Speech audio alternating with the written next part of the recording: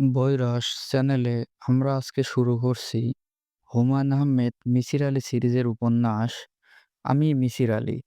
আজ পঞ্চম পর্ব। মিসির আলী হঠাৎ লক্ষ্য করলেন তার গা ছমছম করছে, যেন অশুভ কিছু তার জন্য অপেক্ষা করছে।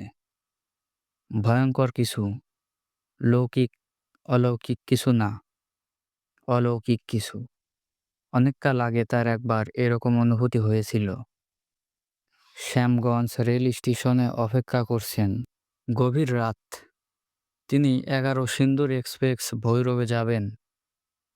ট্রেন আসবে ভোর রাতে, পৌষ মাসের মাঝামাঝি। প্রচণ্ড শীত। ওয়েটিং রুমে বসে সময় কাটানোর জন্য ঢুকতে যাবেন, হঠাৎ তার পা জমে গেল। বুক ধকপক ধকপক করতে লাগলো। মনে হলো ওয়েটিং রুমে অশুভ কিছু আছে, ভয়ঙ্কর কিছু, যে ভয়ঙ্করের কোনো ব্যাখ্যা নেই। তার উচিত কিছুতেই ওয়েটিং রুমে না ঢোকা। একবার ঢুকলে আর বের হতে পারবেন না। কৌতূহল সবসময় ভয়কে অতিক্রম করে। তার বেলাতেও তাই হলো। তিনি কৌতূহলী হয়ে উঁকি দিলেন। ওয়েটিং রুমের চেয়ারে একজন বৃদ্ধ হলুদ কম্বল গায়ে দিয়ে শুয়ে আছে। বৃদ্ধের হাতে জ্বলন্ত সিগারেট। বৃদ্ধ চোখ বন্ধ করে সিগারেট টানছে। মিসির আলী ঘরে ঢুকলেন। বন্ধ চোখ মেলল না, তবে তার ঠোঁটের কোণায় সামান্য হাসি দেখা গেল। শরীর জমিয়ে দেওয়া তীব্র ভয় মিসির আলীকে আবারও আচ্ছন্ন করল। তিনি পায়ে ছিটকে বের হয়ে এলেন। বাকি রাতটা কাটালেন প্ল্যাটফর্মে পায়চারি করে। ১১ সিন্দুর এক্সপ্রেস ভোর ৪:৪০-এ প্ল্যাটফর্মে ইন করল। মিসির আলী ট্রেনে ওঠার আগেই আরেকবার ওয়েটিং রুমে উঁকি দিলেন। বৃদ্ধ যাত্রী ঠিক আগের জায়গাতেই আছে, মাথা নিচু এবং চোখ বন্ধ করে আগের মতোই সিগারেট টানছে। ঠোঁটের কোণায় আগের মতোই অস্পষ্ট হাসি। মিসির আলী তার জীবনে এই ভয় পাওয়া ঘটনাকে নানাভাবে ব্যাখ্যা করার চেষ্টা করেছেন। সবচেয়ে কাছাকাছি ব্যাখ্যা যেটা দাঁড় করিয়েছিলেন সেটা হলো, কিশোর বয়সে তিনি নিশ্চয়ই নির্জন স্টেশনের ওয়েটিং রুমের কোনো ভূতের গল্প পড়ে ভয় পেয়েছিলেন। ভয়টা এতই তীব্র ছিল যে মস্তিষ্কের নিউরন সে চিঠি, মূল্যবান কোনো চিঠি মনে করে যত্ন করে মেমোরি সেলে ঢুকিয়ে রেখেছে, নষ্ট হতে দেয়নি। অনেককাল পরে আরেকটি নির্জন স্টেশন দেখা মাত্রই মস্তিষ্ক মনে করল, এইরকম একটা স্মৃতি তো আছেই। চিঠিটা বের করে বর্তমানের সঙ্গে মিলিয়ে দেখা যাক। যেহেতু অনেক দিনের চিঠি, বের করতে গিয়ে সমস্যা হলো। চিঠির কিছু অংশ নষ্ট হয়ে গেল, কিছু অন্যরকম হয়ে গেল। মস্তিষ্ক শুধু যে স্মৃতি বের করে আনলো তা না, চিঠির মনে জড়িত ভয়ঙ্কর ভীতিও বের করে আনলো। এরকম কর্মকাণ্ড কারখানা মাঝে মাঝে করে। এর যেমন মন্দ দিক আছে, ভালো দিকও আছে। মস্তিষ্কের ভেতরে হঠাৎ নিউরনের প্রবল ঝড় সৃষ্টি হয়।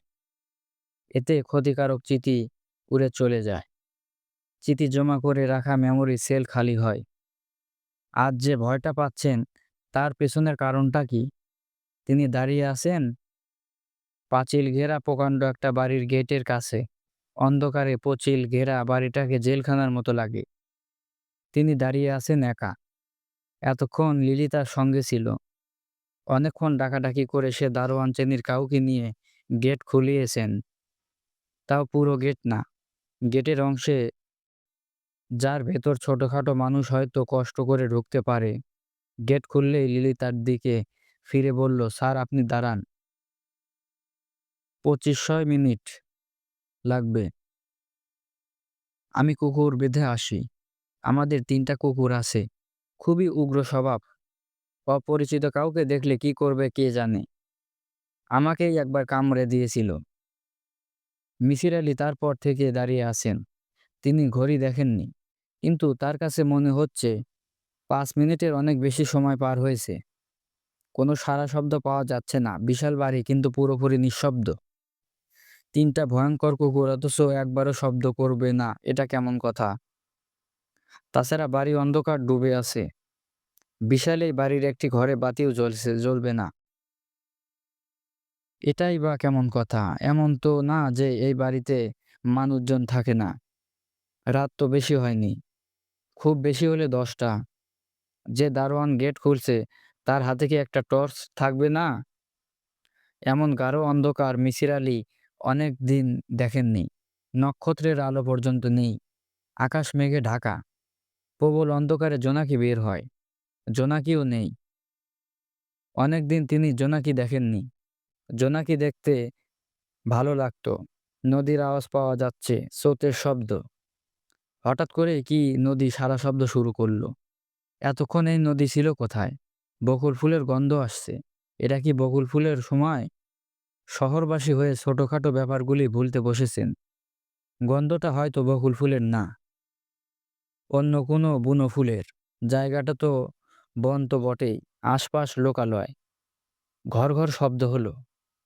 মিসির আলি হঠাৎ চোখ ধাঁধিয়ে গেল। গেট খুলছে। গেটের পাশে জাহাজি লণ্ঠন হাতে লিলি দাঁড়িয়ে আছে। তার পাশে দারোয়ান। দারোয়ানের হাতে লম্বা টর্চ। ৫ ব্যাটারির টর্চ নিশ্চয়ই। এই টর্চে আলো ফেলে দেখতে ইচ্ছে করছে আলো কেমন হয়। লিলি বলল, স্যার আসুন। ওর শরীরটা খারাপ বলে বাতি নিভিয়ে শুয়ে পড়ছে। আর আমি খুঁজে পাচ্ছি না হেরিকেন। বরকতকে দেখুন, এত লম্বা টর্চ নিয়ে ঘুরছে। টর্চে নেই ব্যাটারি। ব্যাটারি ছাড়া টর্চ হাতে নিয়ে ঘোরার দরকারটা কি স্যার, আপনি বলুন। আপনাকে বাঘ হাতে নিয়ে হবে না, আমাকে বরকত নেবে। মিসির আলি বললেন, তোমার কুকুর কি বাঁধা হয়েছে? জি, বাঁধা হয়েছে। সকালে কুকুরগুলির সঙ্গে পরিচয় করিয়ে দেব। তখন আর আপনাকে কিছু বলবে না। আপনার থাকার ব্যবস্থা করেছি দোতলায়, সবচেয়ে দক্ষিণের ঘরে। ঘরটা তেমন ভালো না, তবে খুব বড় ঘর। এই ঘরের খাটটা সুন্দর। অন্য ঘরগুলিতে এত সুন্দর রোলিং দেওয়া খাট নেই। লণ্ঠনের আলোয় বাড়িঘর কিছু দেখা যাচ্ছে না। লণ্ঠন তার চারপাশ আলো করছে, দূরে আলো ফেলতে পারছে না। লণ্ঠন এবং টর্চের এই হলো তফাৎ। লণ্ঠন নিজেকে আলোকিত করে, নিজেকে দেখায়, টর্চ অন্যকে আলোকিত করে। সিঁড়িটা সাবধানে উঠবেন স্যার। শ্যাওলা জমে কেমন পিছলা হয়ে গেছে। রোলিং ধরে উঠুন। আপনার নিশ্চয়ই খুব খিদে লেগেছে।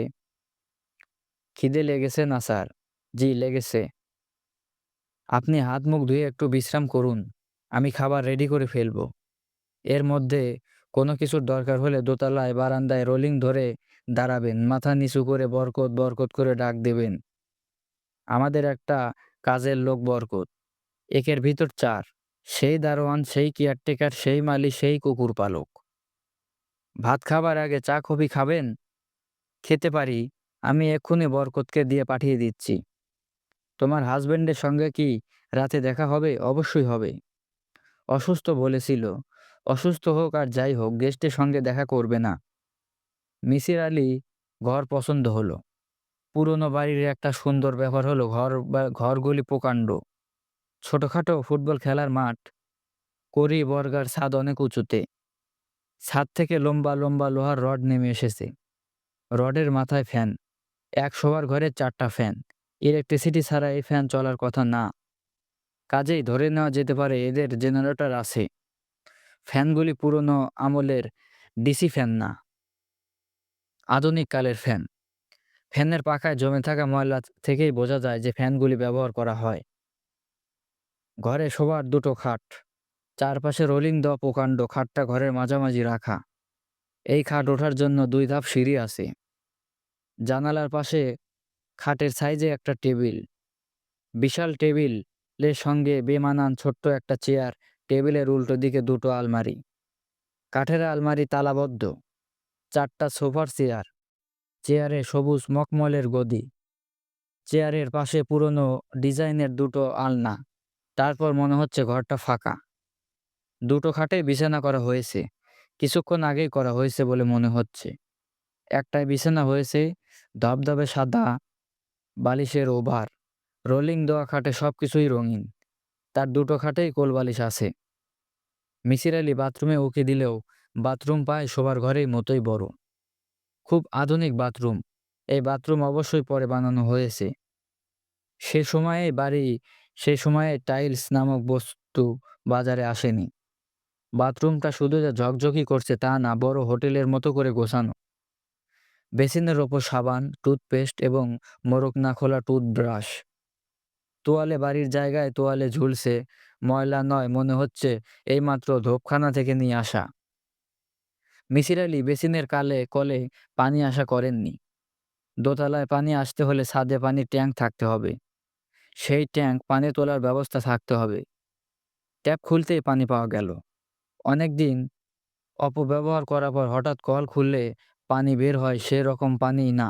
পানি পরিষ্কার পানি। মিসির আলি মুখ পানি ছিটালেন।